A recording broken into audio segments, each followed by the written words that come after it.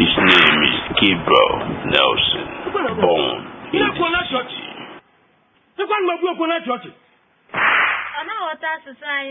Igbo.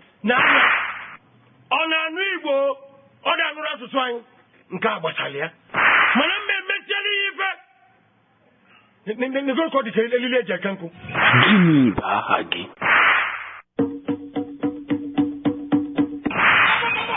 Left for the village in search of his father's house.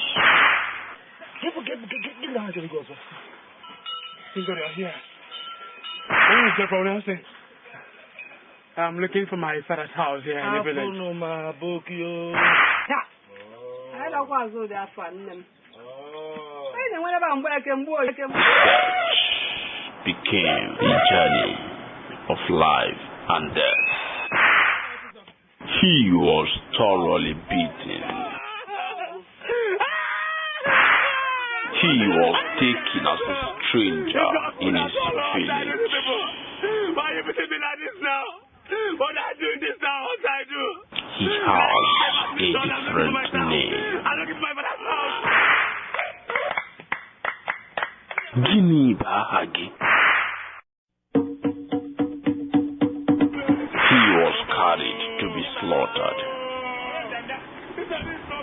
He violated the rules of the village.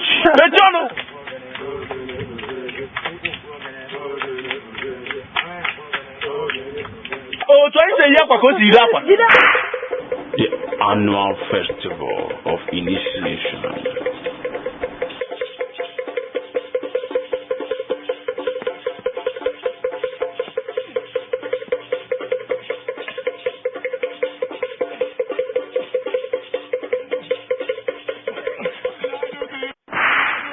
Tortured to the last. He was tortured to the last. You can imagine I'm a stranger if I'm a slave in my own community. I have been treated as a slave in my own community. Oh, daddy, have you seen what they've cost me? Come on, time you.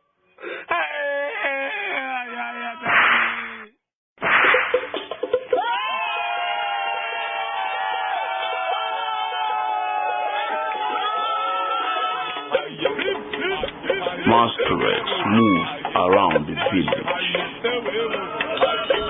Masquerades move around the village.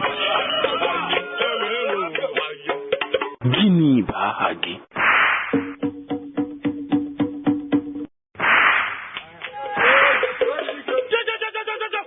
The show of power in Igbo land. The show of power in Igbo land. Obidike, the great wrestler. Obidike, the great wrestler. Gini bahagi. Coming soon on this station.